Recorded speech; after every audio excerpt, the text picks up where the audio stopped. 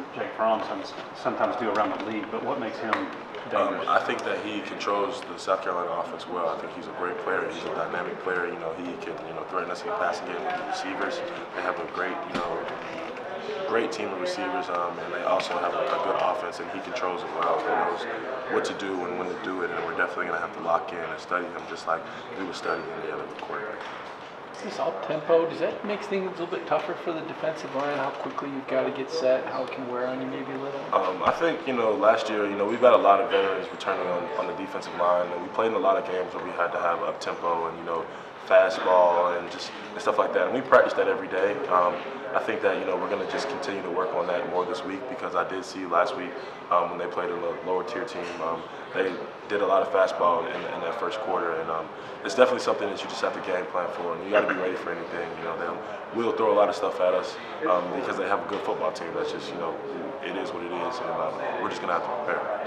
Justin, there was a decent amount of freshmen that played in the game on Saturday. I guess in your position group, Jordan Davis being one, and then Tyson Campbell. What did you see from some of those guys?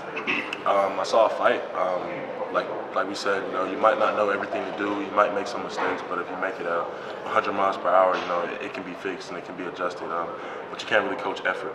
So, you got young guys out there, giving their all in their first game that they ever played, and that's a big moment. You got all the jitters, nervousness and just anxiousness, and just to be able to shake that off and come out there, play pretty well. Jordan Davis had, three or four tackles. Tyson Campbell, he had some tackles and some good coverages, and he didn't even play his best game of football. He's just going to go up from here, and I think the one game that he got under his belt, is just going to continue to help them grow.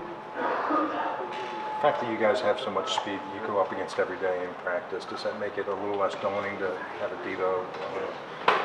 I think he's a great receiver, man. He's proved it, year in and year out. He's had some trials and tribulations, and I know he's ready to come back and give it his all. And we're gonna have to, bring our A game, because he's a good player. And we go against great players every day. There's great players all throughout the SEC and all throughout college football. And I think that the game plan is just going to be, really important for this game, and just, kind of knowing where their weapons are, and just being able to capitalize on, mistakes and, everything that happens in the game. Anybody else stand out other than Devo as a kind of explosive player in that offense? I believe that, everyone on their offense, I can't remember his name right now, but their tight end, they can, put him out, and he can catch balls in open space, and he can also be a good blocker at times. And I just feel like, their running backs and just their receiving core, as a unit, they're pretty good, and we're just going to have to bring our A game. Jonathan, did Brian McClellan personally recruit you? He did not. He did not.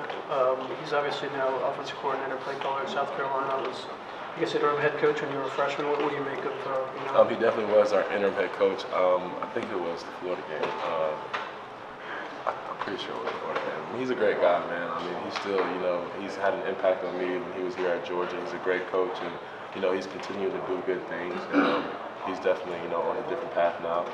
He's at South Carolina, but I wouldn't, say anything bad about him, because he's just a great person, and he's going to do his best, and he's going to coach those guys just like he would coach us if he was here. And I just think, like I said, we have to come out, and we have to bring our A game and play to the best of our ability, despite who's coaching them or who's out there. It's just kind of, we got to make the game about Georgia, Georgia football, and play our brand of football. What impact did he have on you? He didn't really coach me that much, because I was on the defensive side of the ball. But when he was our head coach, he encouraged us to relax and have fun, and just kind of do your job. Be where your feet are. Just kind of lock in and don't let the outside distractions get to you.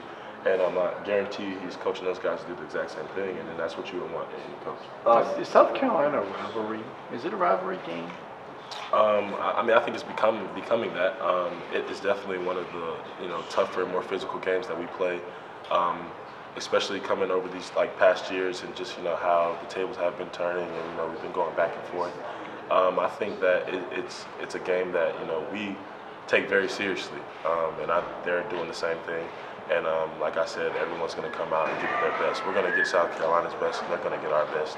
It's going to be a great football game.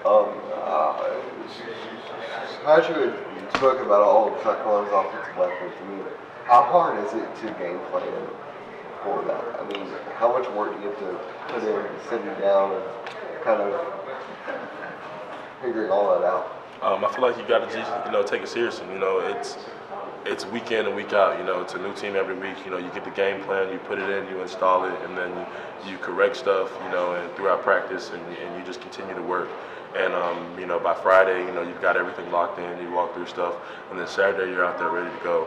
But I think everyone just has to buy in. You know, young guys, older guys, you know, coaches, and just the whole staff, and just, you know, kind of putting it in and just acknowledging, you know, that they do have a lot of offensive weapons, and, you know, they're also good on defense, and you know, everyone just has to be doing their job and, you know, studying the tape that they need to study and putting in extra hours just to be effective. How about the SEC, or the taking this rivalry growing and taking this game seriously? Do you think of SEC East implications, even though this is early September and the magnitude of this week? Yeah, I mean, I feel like, you know, every team wants to win every single game. So, especially, you know, winning the SEC, every team in the SEC, especially just SEC football in general, whether it's East or West, it's physical. I mean, that's what the SEC is. You know, people come to SEC schools to get that physical, you know, brand of football. And any game that anybody from the SEC plays in, whether it's cross conference or anything like that, you know that you're going to come out and get a physical team that's going to come in. You mentioned this.